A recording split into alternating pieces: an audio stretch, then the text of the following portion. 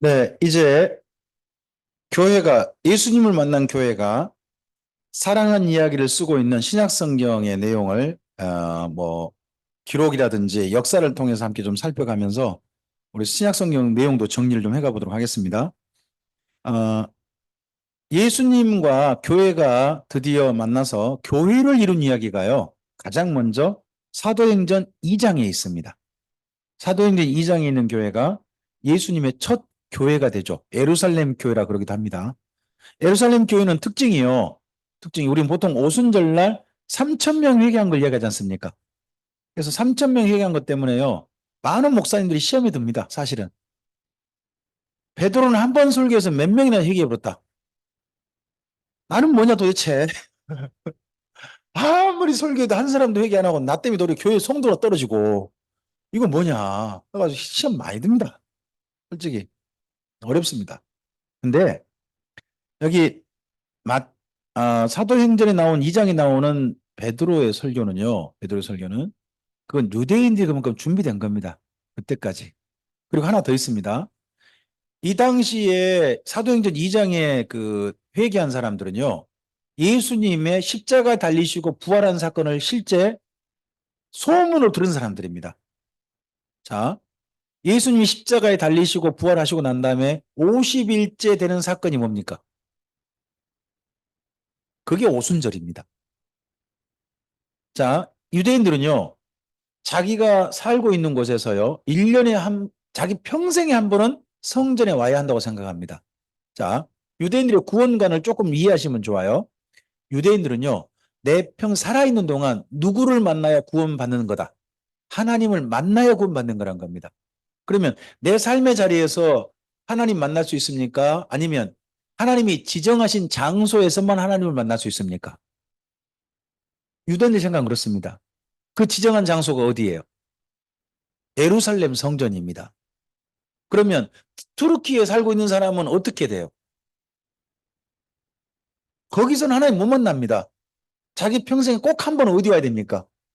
예루살렘에 다녀가야 됩니다. 그래 하나님 만나는, 그래야 자기 구원을 받는 거예요.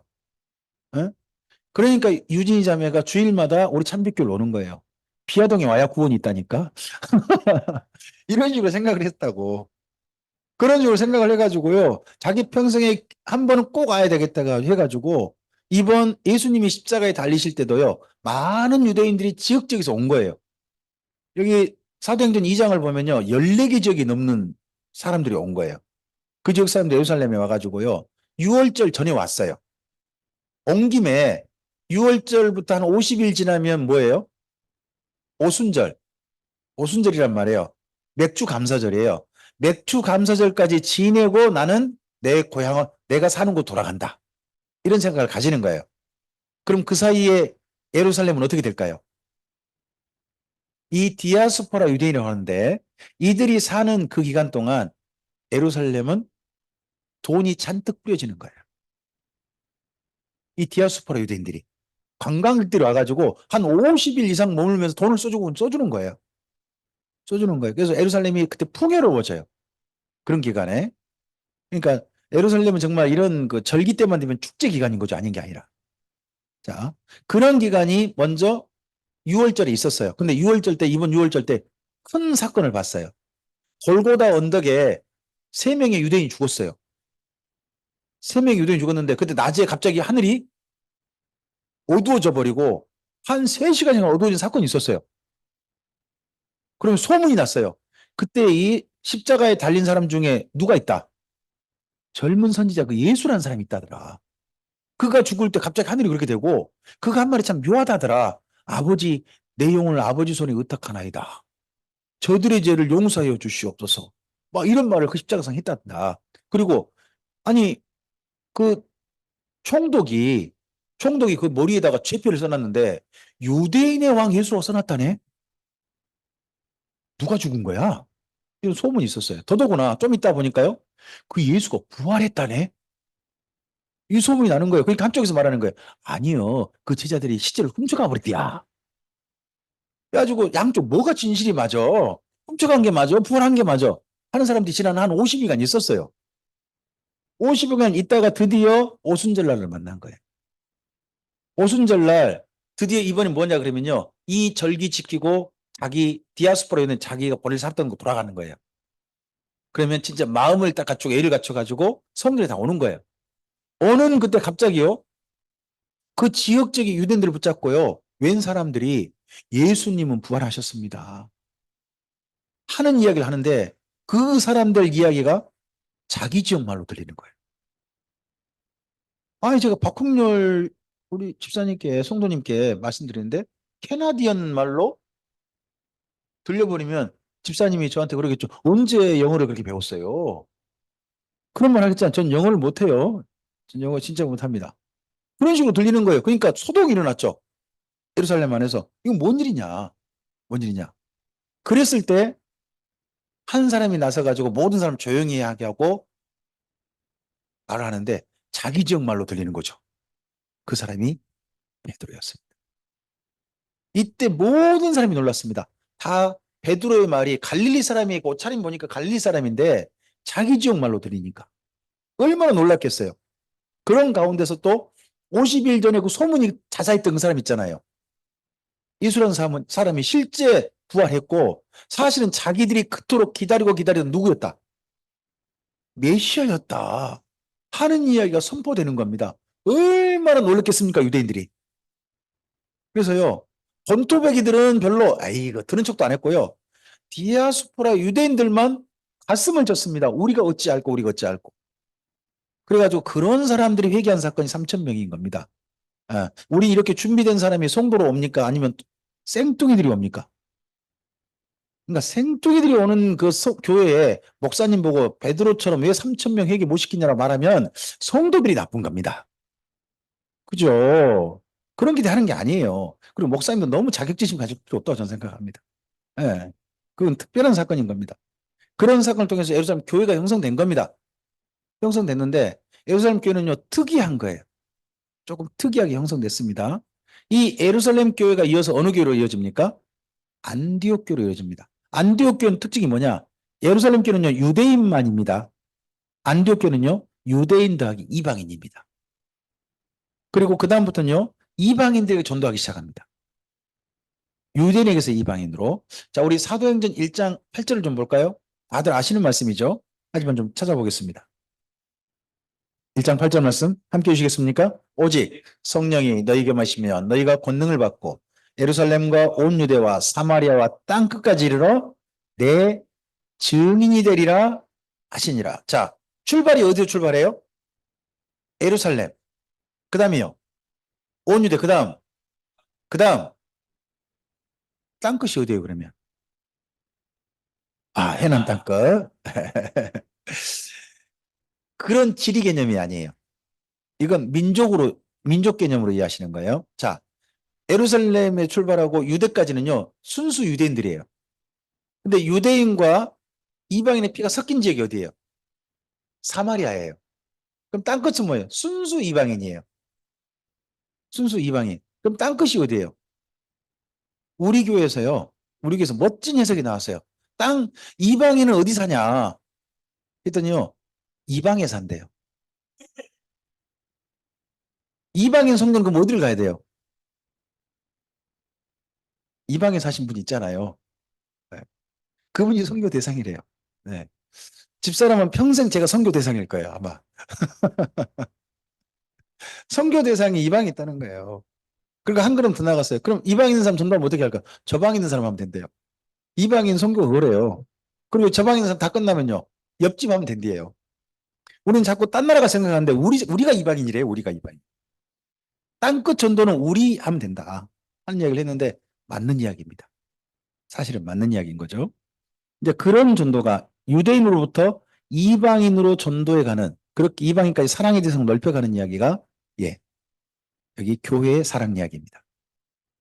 그런 가운데서 예수님의 첫 번째 교회 방금 좀 전에 말씀드렸습니다. 교회가 탄생되었습니다. 여기가 사도행전 2장이고요. 오순절날 탄생했죠. 베드로가 설교했고요. 이때 각 지역 언어로 들렸습니다. 여기 방언이라는 말이요. 지역 언어입니다. 지방 할 때 방 있죠. 지방. 그리고 말언이에요. 전라도 말 어떻게 잘 편안하게 들리시죠? 가끔씩 가다가 제 말을 못 알아먹기도 하더라고요. 좀 전에 때 깠네 했더니 못 알아먹어요. 그러니까 모르시겠잖아요. 가시네 할 때 그걸 우리 시골에서는 간내라고 그냥 한다니까 줄여가지고. 간내. 예. 처음 들어보죠? 하여튼 그 지역 언어가 있잖아요. 지역 언어가 나름 있잖아요. 저희 지역에서는 저 이름을 보고 결코 명주라고 하지 않아요. 맹주라고 한단 말이에요.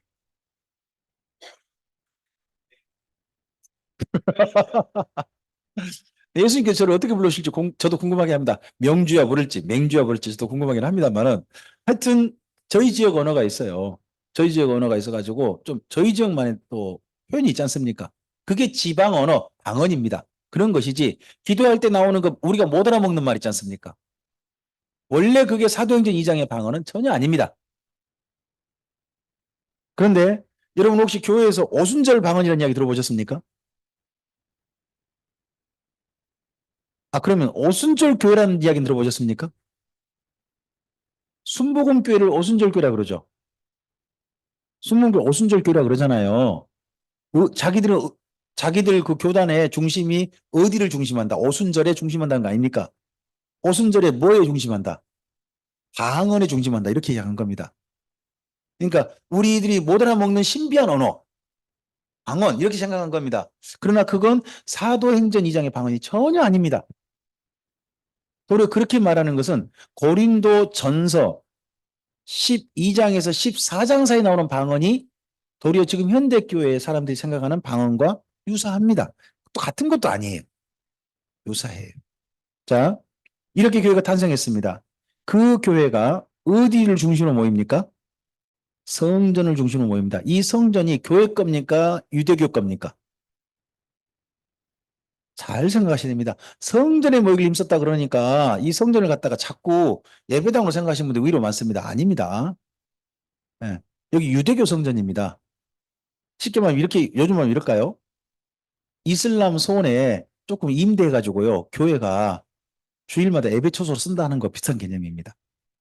그 당시에 여기 예루살렘 교회는 그곳에서 베드로가 어, 한 사람을 추위한 바람에 4천 명이 회개합니다.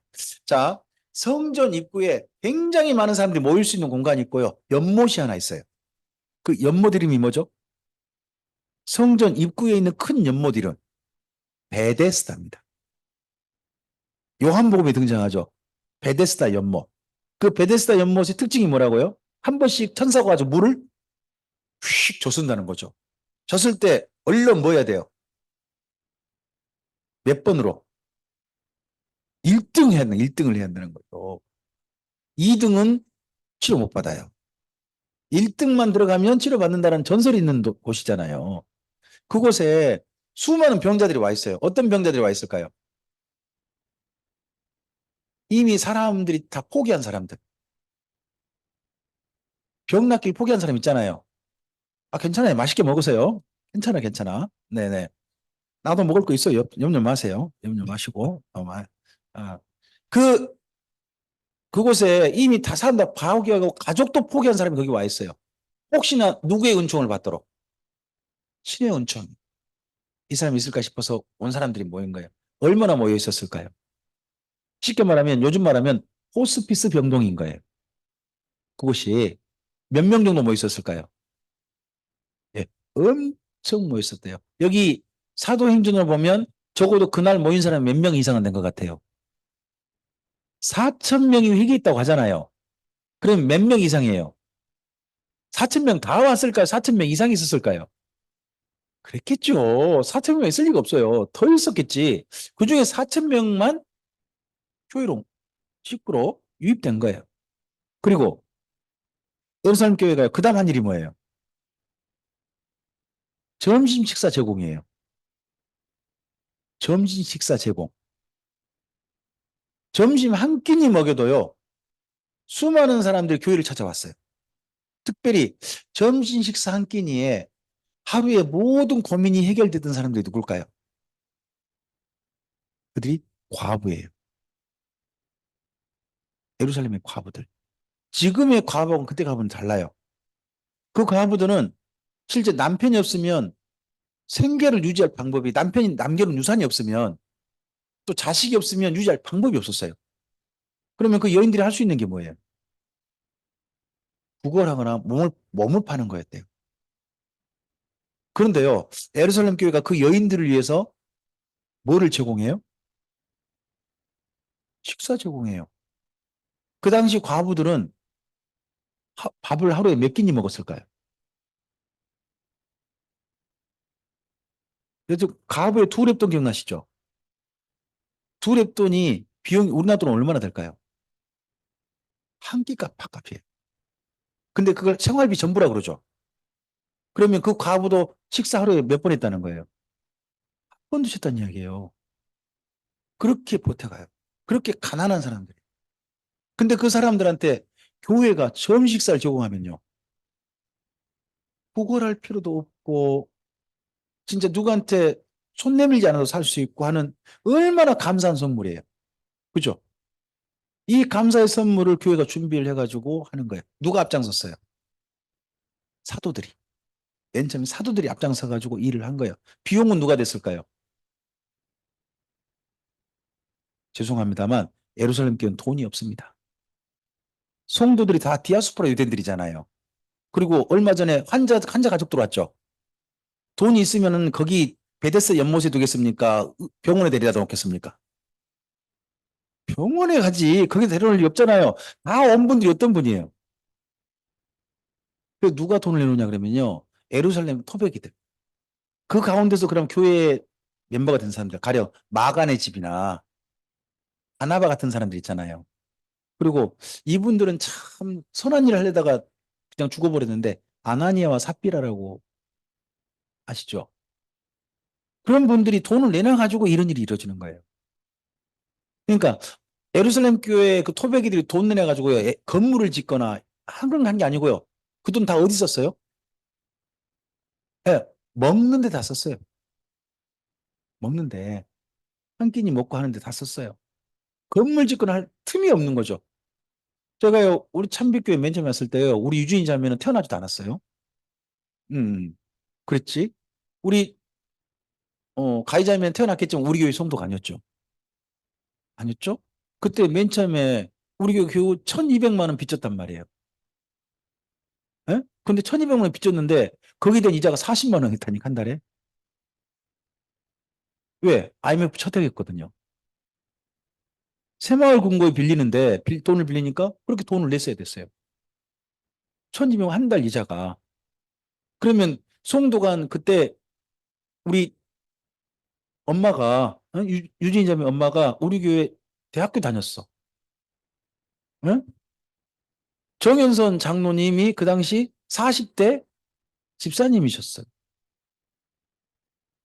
이제 50대 막 되치려고 하는 그런 분이셨어요. 제가 세상에 30대 우리 교회 왔어요. 아직 서른이 안 됐나? 딱 서른이 왔나? 딱 서른이 왔나 보다. 내가 예수님의 공생의 시작을 우리 교회에서 했다니까? 하여튼 그렇게 해서 왔는데 그때 그렇게 됐어요. 그러면 교회 헌금이 거의 없어요. 그러면 헌금 나오면 그거 어디에 쓸까요? 이자 내는데 다 먼저 써야 돼요. 이자 내는 날은요, 졸지도 주무시지 않고 늘 와요. 가장 먼저 해결해야 할 게 뭐예요? 그거 안 내놓으면 당장 새마을금고에서 경고장 날라와요. 무조건 그거 먼저 해결해야 돼요. 먹고 사는 게 너무 힘들었어요. 그것만 해결됐다면요, 제가 조금 좀 숨통이 트였을지도 몰라요. 마찬가지로 여기 예루살렘 교회의 과부들도 마찬가지세요. 하루 먹거리 이게 먹는다는 게 그분들에게는 엄청나게 힘든 일이었는데 그걸 누가 해결해 준 거예요? 그러면 그 다음에 교회 성도들이 많아졌대요. 누가 교회 성도로 잔뜩 들어오신 거예요? 그렇죠. 그러니까 예루살렘 교회 성도가요 한 10,000명 가까이 됐어요. 늘어난 거예요. 주로 어떤 분이 교회 성도예요? 디아스포라 유대인인데 자기 본래 산 돌아가지도 않고 교회에 머물고 있는 사람들, 병자 가족들, 아부들 이런 분들이 교회 구성원이에요. 그러면 예루살렘 교회 딱 집회 모이면 헌금이 얼마 나올까요? 진짜 헌금도 안 나오는 사람은 엄청나게 많은데 다 군입 식구라. 근데 그런 사람들을요 한 사람도 떨어뜨리지 않고요. 그대로 품고 품었던 교회가 예루살렘. 저는 예루살렘 교회가 정상적인 교회라고 생각하진 않아요. 우리 일반적 교회는 아니에요. 특별한 교회예요. 특별한 교회. 경우예요, 경우. 하지만 예루살렘 교회가요, 성도들을 끝까지 품으려고 했던 그 사랑이 있잖아요. 그건 정말 우리에게 지극히 정상적인 거고 우리가 기억할 만한 사랑이라고 생각해요. 그렇게 사랑했던 이 교회인데 그 대신에 하나님의 뜻은 잘 몰랐던 것 같아요. 오순절날 그 14개 지역 사람들이 동시에 하나님의 큰 사건을 본 증언을 들은 까닭은 무엇이었을까요? 성령님의 뜻은 들었으니까 세례 받고 어떻게 해라? 니네 본래 산도 돌아가가지고 거기서 뭐 해라? 전도를 하는데 우리나라 말이 거기 나라 말하고 똑같아요. 여기가 좋사오니 안 가는 거요. 한데 이렇게 교회가 있다 보니까 나중에요. 교회가 힘들어져요. 그랬을 때 하나님 방법이 결국 뭐예요? 스테반의 죽음을 통해서 교회가 흩어지는 거예요. 그게 사도행전 8장이죠. 교회가 흩어지는 겁니다. 흩어져서 예루살렘에 있던 교회가 유대, 사마리아 지역에 복음을 전하기 시작합니다. 자, 사도행전 1장 8절을 기억하시기 바랍니다. 예루살렘과 온 유대와 그다음 어디요? 사마리아 가잖아요. 사마리아 복음 전도가 8장입니다. 지금 보시면. 사마리아 복음 전도가 8장에 이루어집니다. 그때 두각을 나타낸 분이 누군가요? 전도자 빌립. 전도자 빌립이란 분입니다. 이분이 앞장서서 전도하고요. 그분이 앞장서 전도하면 뒤에 가가지고 교회를 안정시키는 두 분이 있습니다. 베드로하고 요한입니다. 교회를 안정시킨 일을 해가지고 사마리 지역에 있는 교회들이 안정됐습니다. 자, 그럴 동안에 하나님께서 빌립을 특별히 부르시죠. 가이사라라는 곳에 있는 빌립에게 너 잠깐 이리 와. 성령님이 부르시는 겁니다. 부르셔서 급하게 갔습니다. 광야로 갔어요. 광야로 내려갔더니요. 아니 이디오피아 여왕 간다게의 옆에서 보조하는 내시가 예루살렘에 왔다가 책 한 권 사가지고 가고 읽고 가고 있는데 머리를 끙끙 앓고 있는 거예요. 그 책 이름이 아무리 봐도 이사야서 같아요. 이사야서를 읽고 있는데 뭔 말인지 모르겠다는 거예요. 그걸 보고 누가 답답하시냐 그러면 성령님이 답답해요. 해가지고 저 사람한테 빌립 네가 가서 뭐 해줘라. 좀 내용이 뭔 내용인지 좀 알려줘라. 그래서 급하게 가가지고 이 빌립과 여왕의 4시간 만나서 했던 대화의 첫 이야기가 굉장히 유명한 이야기죠. 에스라 성경자 다니신 분이 이 이야기 모르면 간첩이에요. 꼭 기억하시기 바라요. 자, 읽는 것을 깨닫느뇨. 저를 따라서 해주시기 바랍니다. 읽는 것을 깨닫느뇨. 이거 기억하셔야 돼요. 네. 그랬을 때 거기 4시 대답이 뭐예요? 가르쳐주는 자가 없으니 어찌 깨달을 수 있으리요? 절 따서 해볼까요? 가르쳐주는 자가 없으니 어찌 깨달을 수 있으리요? 이 두 가지 질문과 답변은 에스라 성경 강좌의 굉장히 중요한 이야기예요. 그런 일을 위해서 빌립을 저 밑에 광야까지 성령님이 끌고 가신 거죠. 그를 만나도록. 한 사람을 만나도록. 이 만남이요. 역사적인 만남이 돼서요. 그 이후에 부스 땅, 이디오페 땅에요. 굉장히 오래도록 교회가 존재했대요. 그래서요. 실제 성지순례 가운데요. 이디오피아 성지순례가 있대요. 전 몰랐어요. 유럽인들은 이디오피아 성지순례라고 해서 간대요.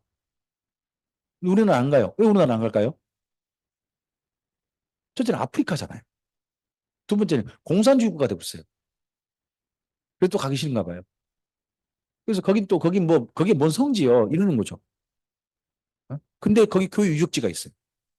유적지가. 네, 그렇습니다. 자, 이렇게 하면서 복음이, 자, 드디어 보세요. 여기 1차부터 8장 여기 올 때까지 다 누구한테 전도대상이 되냐? 유대인에게만 전합니다. 유대인에게만. 그때 이 사마리아 지역에 와가지고, 사마리아 지역에 와서 복음을 전하는 빌립 뒤를 이어가지고 교회를 안정시키고 있는 사람이 누구냐 그러면 좀 전에 말씀드렸죠. 베드로하고 요한입니다. 근데 베드로에게, 요바에 있는 베드로에게 성령님께서 부르십니다.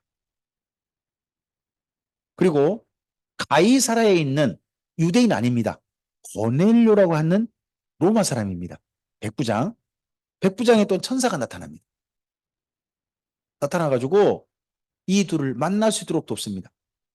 자, 보세요. 가장 첫 번째, 유대인이 이방인에게 예수님을 전한 사건이 뭐라고요? 아니요, 제가 앞서 먼저 하나 했어요. 빌립이 이디오피아 여왕 간다게의 내시를 만난 사건입니다. 유대인이 이방인에게 복음 전한 최초의 사건이 그게. 근데 지금 그래도 빌립은 교회 대표는 아니실 수 있잖아요. 이 예루살렘 교회 대표가 누구세요? 베드로잖아요. 근데 하나님께서 베드로를 부르시는 거예요. 더더구나 거기 가나안 땅에 살고 있는 이방 사람 대표, 특히 로마 사람이잖아요. 로마 사람을 만나게 중간에 연결해 주신 거예요. 그래서 고넬료의 집에 방문이 드디어 이루어집니다. 그 내용이 몇 장입니까? 10장입니다. 10장에 보시면 드디어 고넬료 집에 베드로가 방문해서 그 집에서 복음 전한 일을 합니다. 유대인이 누구에게? 이방인에게 복음 전합니다. 자, 사도행전 1장 8절을 기억하세요. 1장 8절. 복음이 가장 성령이 임하시면 가장 먼저 어디서 복음이 출발되죠? 예루살렘과 온 유대와 그다음 어디예요? 사마리아였죠. 지금 사마리아 복음 전하고 있잖아요. 근데 그 다음으로 누구한테 가는 거예요? 땅끝이 누구예요? 보니까 이방인들이었어요. 이디오피아 여왕 간다게 로마 사람 이들을 먼저 만나가지고 이들에 대한 이방인 전도에 대해서 먼저 교회가요 인정받아요. 이방인 전도 해야 되냐 말아야 되냐 거기가 이야기가 11장 첫머리예요. 11장 첫머리가 예루살렘 교회가요 이방인에도 성령 주심에 대해서 인정해요. 11장 첫머리에 이방인에도 성령을 주실 수 있다. 이방인과 교제해야 되냐 말아야 되냐는 아직 잘 모르겠지만 적어도 성령님이 누구에게도 임하신다. 이방인에게도 임하신다는 것을 고넬료의 집을 통해서 인정이 돼요. 고넬료의 집을 통해서. 특별히 거기 내용은 좀 보실까요? 우리가 좀 읽어볼 만한 내용이 있어서 봐야 됩니다. 먼저 10장에 좀 가세요. 10장 가보시면 고넬료 집 사건에서 그런 표현이 있죠. 자, 44절 보세요. 베드로가 이야기하고 있을 때, 그 집 사람들이 이야기하고 있을 때 44절부터 46절 먼저 읽어주세요. 읽어보세요. 베드로가 이 말을 할 때.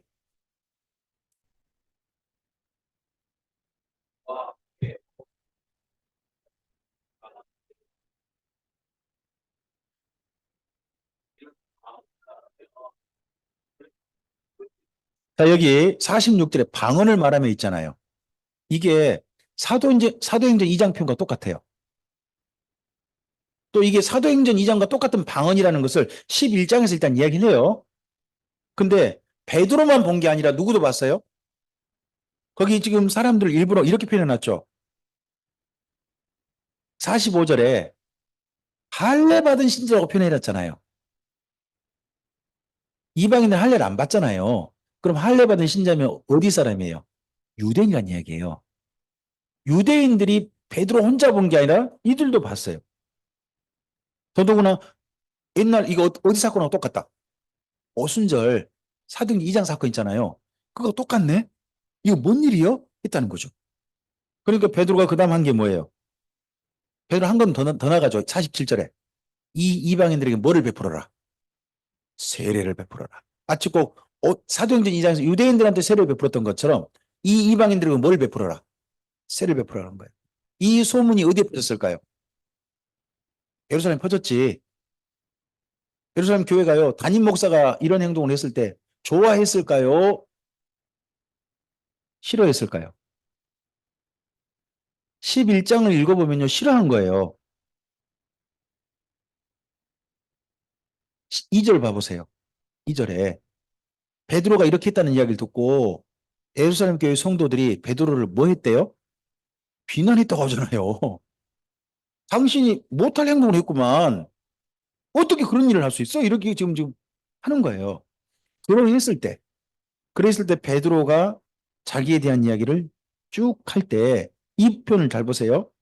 거기 14절, 15절, 14절, 15절, 16절까지 읽어보세요.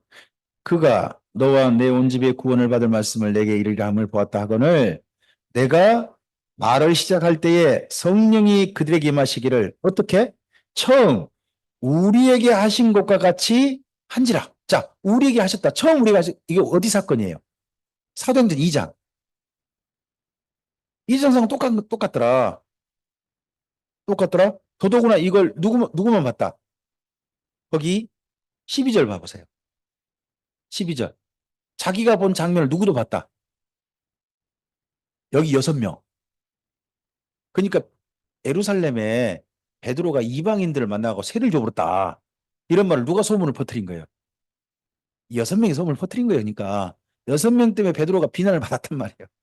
근데 그들 증인 딱 앞세우고 베드로가 거꾸로 얘기하는 거죠. 누구들도 받지 않냐? 우리가 똑같이 받지 않더냐? 이런 식으로 그들이 할 말이 없는 거죠. 그때 놀라고 다 그때 분위기에 휩쓸려가지고 세리 다 줬거든요. 어? 그러고 난 다음에 예루살렘 교회가 뭘 인정합니까? 자, 거기 18절. 뭘 인정합니까? 읽어볼까요? 그들이 이 말을 듣고 잠잠하여 하나님께 영광을 돌려 이르되 그러면 하나님께서 이방인에게도 생명 얻는 회개를 주셨도다. 그럼 이방인들에게도 뭘 주셨다? 생명 얻는 회개란 말은 구원 얻는 거예요. 그러니까 이방인에게도 뭐가 있다? 구원이 있다. 자, 이거 유대인들이 이런 말 할 수 있어요, 없어요? 이방인에게도 구원이 있단 말 할 수 있어요, 없어요?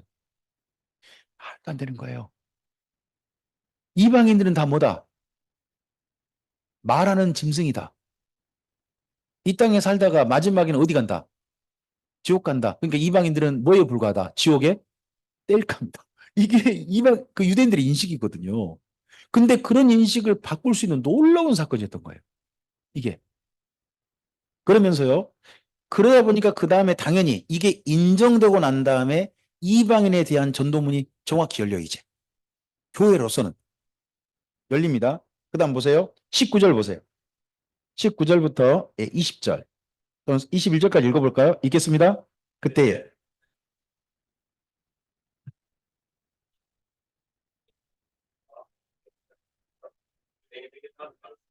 맨 처음에 누구한테만 말씀 전했다고요? 그럼 전도 대상이 누구였다는 생각이에요? 유대인들은요. 유대인만 전도 대상이라는 거예요. 이방인은요. 애초에 전도 대상이 아니었던 거예요. 그랬는데 그 다음 20절요. 그중에 구브로와 브레네 몇 사람이 안디옥에 이르러 헬라인에게도 말하여 주 예수를 전파하니 주의 손이 그들과 함께 하심에 수많은 사람인들이 믿고 주께 돌아오더라. 그럼 21절에 나오는 수많은 사람은 누구예요? 네, 헬라인이라는 이야기죠. 유대인이 아니라는 이야기죠. 그래서 최초로 유대인과 이방인이 함께 교회 성도로 어우러진 교회가요. 안디옥 교회. 안디옥 교회. 수리 안디옥 교회. 여기까지를 한번 잠깐 영상을 좀 볼까요? 예루살렘이죠.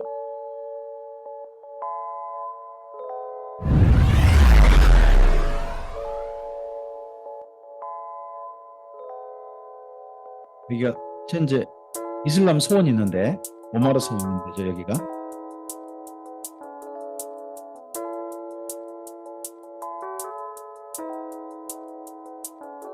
여기 성전 여기 있고요.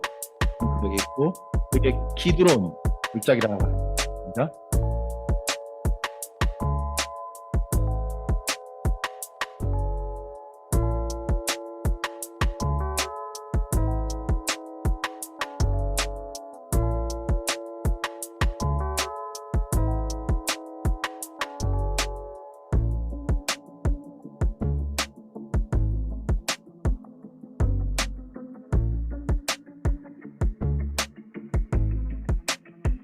여기 이런데 푸른 잔디 같은 거 많지 않습니까? 이 잔디 물이 넉넉해서 있을까요? 가보시면 뭐가 보이냐 그러면요. 여기 전부 다 그 물호수 있지 않습니까? 호수 다 대놨습니다. 평소에는 잘할 수가 없어요. 그러니까 이런 걸 만들기 위해서 물을 해가지고 그 물 조금씩 새 나오게 하는 거 있지 않습니까? 그 시설 다 해놨어요. 가보면. 그렇게 해서 여기 지금 약간 풀이 있고 하는 것이지 나무도 자라고 하는 것이지 원래는 이럴 수 있는 땅이 아닙니다. 예루살렘 가서 뭐 건물 보고 어디 성지수만 보이라고 정신이 없으실 텐데요. 이제 혹시 가시게 되면 나무 밑 같은 데 잘 보시기 바랍니다. 그러면 그런 거 다 보입니다. 여기는 그럼 어딜까요? 그 다음 안디옥 교회입니다.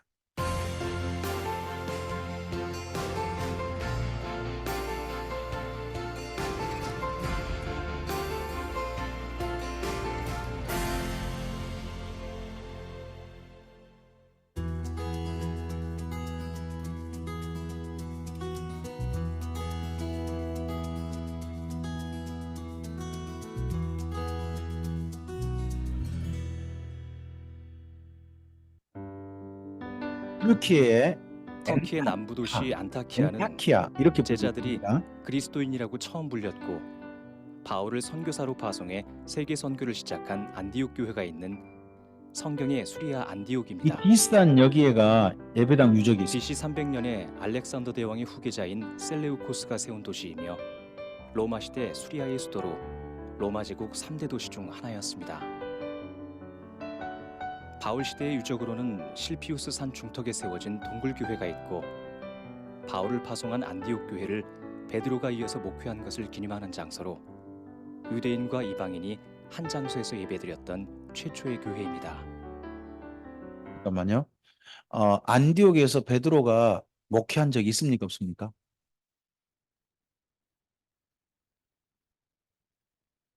다녀간 건 나와요. 어디에? 갈라디아서에. 갈라디아서 보면 그 이방인 형제들하고 유대인 형제 함께 모여 베드로가 만나가지고 서로 기쁘게 막 서로 음식 먹고 있는데 갑자기 누가 들이닥치냐 그러면 야고보가 보낸 사람이 들이닥칩니다. 닥쳤을 때 갑자기 베드로가 뭐 있다는 겁니까? 안 먹은 척 했더래요 하니까요. 바나바도 따라서 했더래요. 이런 내용이 나와요.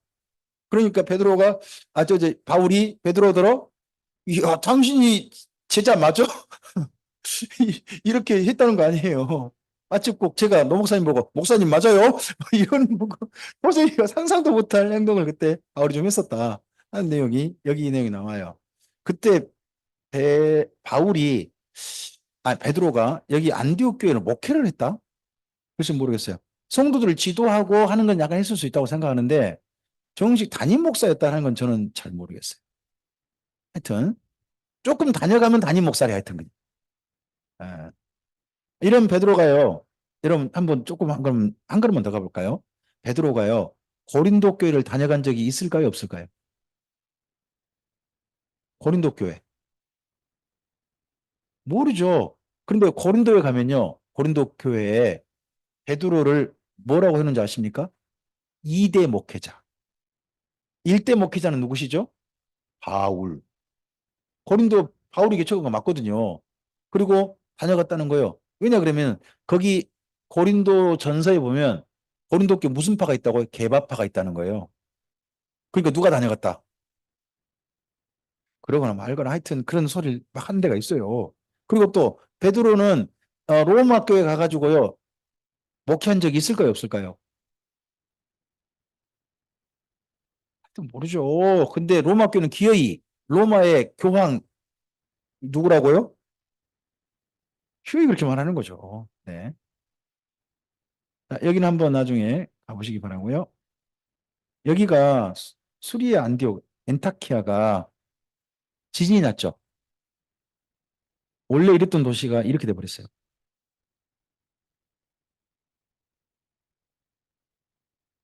이랬던 거리가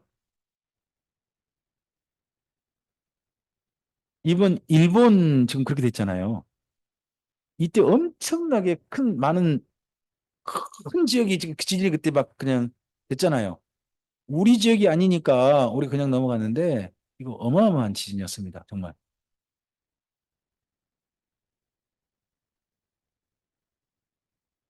그래서 여기가 관광지로 우리가 지금 가기가 어려운 지역이 돼버렸어요. 성지순례 가고 싶어도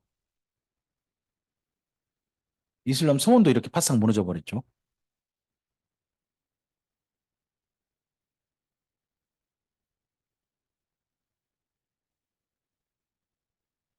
경기장은 사람들이 전부 다 임시로 사는 천막 거처가 돼버리고 이렇게 돼버렸습니다. 지진이 정말 무섭더라고요. 네.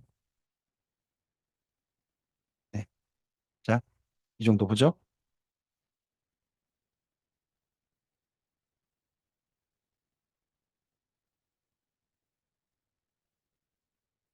자, 우리 안디옥 교회에 대한 내용을 조금 좀 전에 우리 읽었어요. 여기 읽었죠? 헬라인에게도 주 예수를 전파해서 안디옥 교회가 형성됐습니다. 조금 더 읽어보겠습니다. 자, 그 다음요. 읽어보세요. 예루살렘 교회가 이 사람들의 소문을 듣고 바나바를 안디옥까지 보내니 그가 이르러 하나님의 은혜를 보고 기뻐하여 모든 사람에게 굳건한 마음으로 주와 함께 머물러 있으라고 하니 바나바는 착한 사람이요 성령과 믿음이 충만한 사람이라 이에 큰 무리가 죽게 더해지더라. 안디옥 교회 일대 초대 목사님이 누구세요? 바나바. 바나바는 파송받았어요. 성도들이 먼저 교회를 이루었고요. 그 다음에 목사님이 파송된 형태가 안디옥 교회입니다. 그리고요, 계속 볼게요. 그 다음 읽어주세요. 바나바가 사울을 찾으러 다소로 가서 만남에 안디옥에 데리고 와서 둘이 교회에 1년간 모여 있어 큰 무리를 가르쳤고 제자들이 안디옥에서 비로소 그리스도인이라 일컬음을 받게 되었더라 합니다. 두 번째, 안디옥 교회는 무슨 사역이 이루어졌냐? 동역이 이루어졌습니다. 바울을 데리고 와서 함께 둘이 동역했어요. 동역의 중요 내용이 뭐예요? 파란색. 가르쳤다예요. 교회의 가장 중요한 사역이 뭐라고요? 중심 사역이 가르쳤더랍니다. 가르쳤다면 교회 성도들을 가르쳐서 뭐라고 부를까요? 가르침 받는 사람들 보고 뭐라고 불러요? 제자. 그래서 사도행전 읽다 보면요. 고린도에 있는 제자들, 안디옥에 있는 제자들 이런 식으로 교회 성도들을 불러요. 교회 이름을. 자, 그 다음 계속 읽어줄까요? 그 중에 아가보라 하는 한 사람이 일어나 성령으로 말하되 천하에 큰 흉년이 들리라 하더니 글라우디오 때에 그렇게 되니라. 제자들이 각각 그 힘대로 유대에 사는 형제들에게 부조를 보내기로 작정하고 이를 실행하여 바나바와 사울의 손으로 장로들에게 보냈답니다. 네, 그때 최초로요 이웃 교회를 돕는 교회가 됐습니다. 어려운 형편 보고 그냥 지나치지 못해서 돕는 교회가 됐어요. 구제 연구하는 교회죠. 근데요, 한 가지 조금 뭐 재밌는 광경이긴 해요. 흥미롭죠. 원래는 모 교회가 지 교회를 도와야 되나요? 지 교회가 모 교회를 도와야 되나요? 모 교회가 어느 교회예요? 예루살렘 교회 이때 지 교회는 어느 교회예요? 안디옥 교회잖아요. 그러면 양쪽 다 지금 기근 든 거예요. 그럼 어느 교회가 어느 교회를 도와야 돼요? 있는 교회가 도와야죠. 맞아요. 조금 더 있는 교회가 도와요. 맞습니다. 근데 조금 더 있는 교회가 어디에 있다는 겁니까? 네, 그렇습니다. 안디옥 교회가 좀 더 형편이 낫다는 겁니다. 근데 안디옥 교회 성도들도 형편이 그렇게 썩 나은 건 아니었습니다. 하지만 자기들보다 누가 더 힘들다? 원래요. 제가 보니까요. 있는 사람이 손을 내밀면 진짜 크게 내밀긴 합니다만 근데 사실 돕는 거 보면요. 가난한 사람이 가난한 사람 돕는 게 훨씬 더 잘 돕긴 하는 것 같습니다. 형편을 이해하니까 좀 그게 되긴 그런 것 같습니다. 자, 그래서요. 이 안디옥 교회는 몇 가지 특징이 있어요. 이 6가지 특징을 좀 기억해 주실까요? 저는 예루살렘 교회가 우리의 모델이라고 생각하진 않아요. 사도행전 소개된 교회 가운데. 하지만 이 안디옥 교회는 우리가 모델로 삼을 수 있는 교회예요. 첫째, 뭐라고요? 1번. 누구? 유대인과 이방인이 함께한 함께의 교회예요. 두 번째요. 모임이 먼저 이루어졌어요. 그리고 목회자가 뭐 했어요? 파송된 교회예요. 세 번째요. 동역이죠. 누구와 누구 사이에? 바나바와 바울 사이. 담임 목사님이 바울을 불러가지고 함께 동역하자. 이렇게 한 교회죠. 그 다음에 네 번째요. 별명을 얻었죠. 누구란 별명? 그리스도인이라는 별명을 얻은 교회입니다. 다섯 번째요. 구제했죠. 어느 교회를? 예루살렘 교회를 구제했습니다. 여섯 번째요. 선교합니다. 우리 사도행전 13장을 좀 가보실까요? 예. 사도행전 13장. 아, 괜찮아요. 13장 가시죠.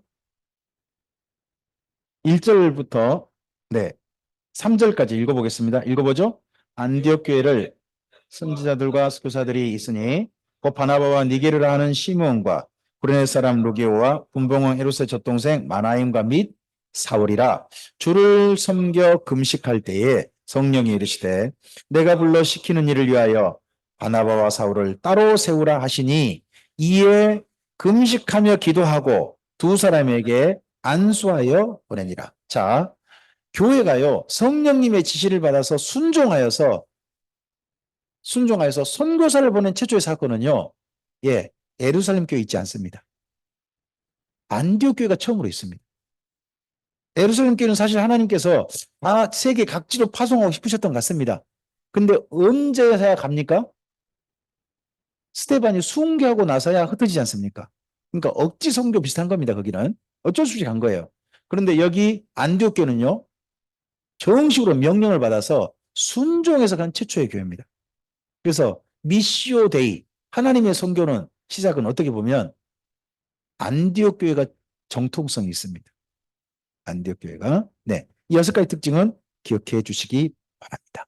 자, 이제 우리 안디옥 교회가 이방인들을 어떻게 사랑했는지 이야기. 그 이야기를 이 다음에 이어가도록 하겠습니다. 다시 한번 말씀드립니다. 교회의 모든 사역은요, 모든 사역은 이 단어로 표현돼야 합니다. 사랑이어야 합니다. 예루살렘 교회가 우리와는 모델 될 수 없지만 예루살렘 교회 모든 사역은 다 뭐였다는 겁니까? 사랑이라는 것이 다 담겨 있습니다. 사랑이라는 것이. 그리고 여기 안디옥 교회 모든 사역도 모양은 다르지만 하지만 알맹이는 똑같은 겁니다. 뭡니까? 사랑입니다. 사랑으로 그 다음 사역을 해갑니다. 그 사역 이야기를 우리 잠시 쉬셨다가 그 다음에 우리 함께 이어가도록 하겠습니다. 지금 3시 5분 전인데요. 3시 5분에 그 다음 강좌 이어가도록 하겠습니다. 3시 5분에 그 다음 이어갑니다. 감사합니다.